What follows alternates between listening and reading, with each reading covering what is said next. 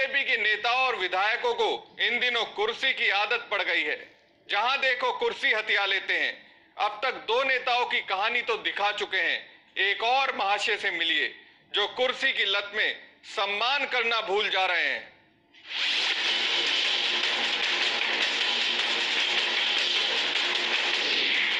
भाजपाइयों को कुर्सी पसंद है। प्रदेश की सत्ता में हमारी सरकार, कुर्सी कुर्सी पर बीजेपी का अधिकार। प्रदेश में बीजेपी का नया नारा, अपनी सरकार अपनी कुर्सी।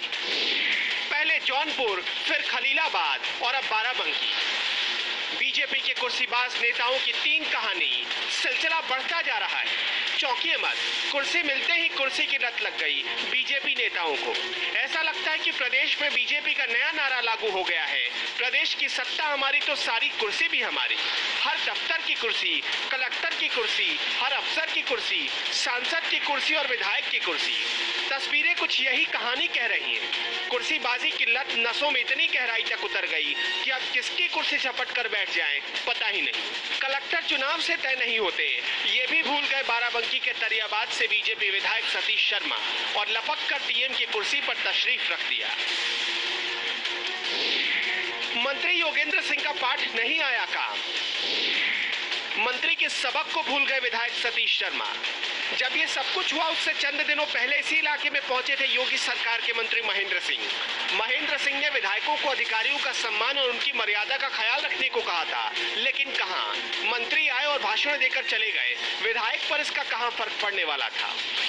किसी को अंगुली उठाने का अवसर हमको आप लोग नहीं देना चाहिए। इसलिए जिससे बात करिए, अच्छे दिल से बात करिए, अधिकारी से मिलने जाइए। अधिकारी भी किसी न किसी का बेटा है, किसी न किसी का भाई है, किसी न किसी परिवार का सदस्य है। आप उसको अलग मत मानो। हम सब लोग एक हैं। इसलिए भारतीय जनता पार्टी कहती है, एक जन, एक संस्कृति, एक राष्ट्र। बाढ़ग्रस्त इलाके के दौरे पर डीएम के साथ पहुंचे थे विधायक।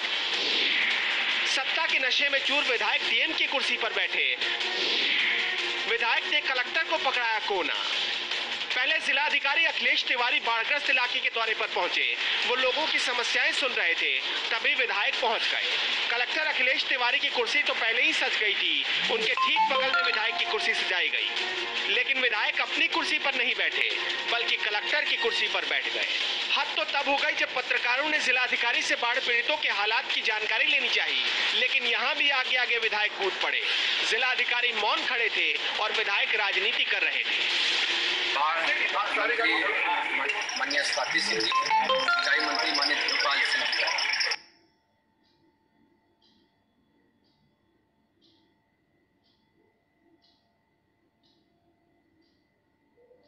लगातार इसका देखरेख किया गया है। सरकारी बांध देखा गया, इधर भी देखा गया। जिलाधिकारी महोदय के द्वारा भी एजेंट साहब द्वारा संबंधित जिलाधिकारी लोग और मेरे स्वयं द्वारा लगातार देखरेख की जा रही है। जिलाधिकारी के चेहरे पर इस बात की मायूसी थी। डीएम के चेहरे की रंगत से उनकी नाराजगी साफ पढ़ी जा सकती थी, लेकिन फिर भी इस अधिकारी ने विधायक का पूरा सम्मान किया। विधायक जी से पत्रकारों ने अगला सवाल पूछा कि क्या सिर्फ शासन स्तर पर ही इस बाढ़ का समाधान निकाला जा सकता है। अब समाधान बताने की जगह विधायक पिछली सरकारों को कोसने लगे। पूर्ववर्ती सरकारों द्वारा जो है बाढ़ कार्यों में जो विकास कार्य थे, बाढ़ के विकास कार्य थे, उसमें काफ़ी बंदरबांट किया गया। भारतीय जनता पार्टी की सरकार बनने के बाद एक अस्थायी समाधान जो यहाँ का बंदे का निर्माण, चाहे इस तरफ का हो चाहे चरचड़ी बांधने का हो, अस्थायी समाधान निकाला गया है।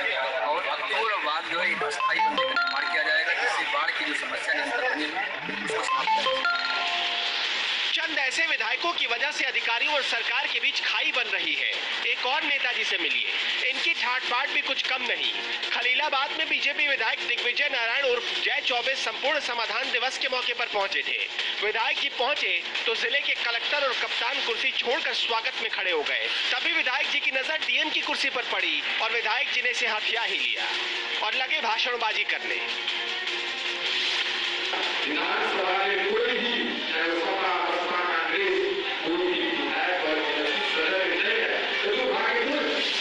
जौनपुर का हाल देखिए। संपूर्ण समाधान दिवस पर सांसद केपी सिंह के प्रतिनिधि सीओ की खाली कुर्सी पर जा बैठे।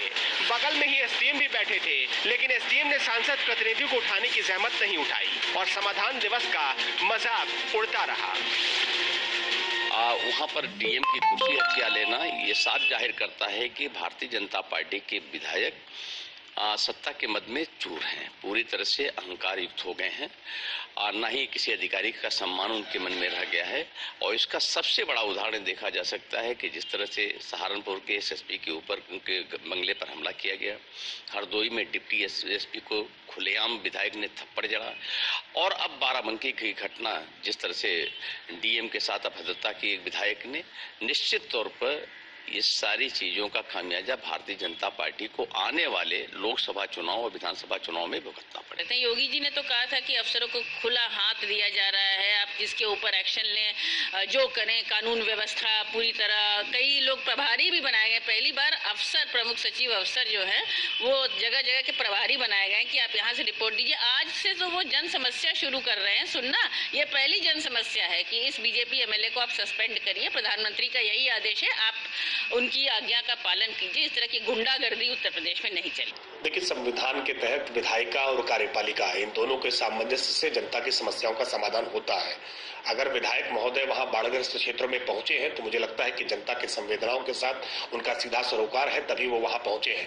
विधायक का वहां पहुंचना इस बात को पुष्ट करता है कि विधायक जनता की समस्याओं से जुड़े हुए हैं, उनकी समस्याओं का समाधान करना चाहते हैं, और ये आदर्श स्थिति भी है कि नौकरशाही के साथ जनप्रतिनिधि वहां पहुंचे हैं।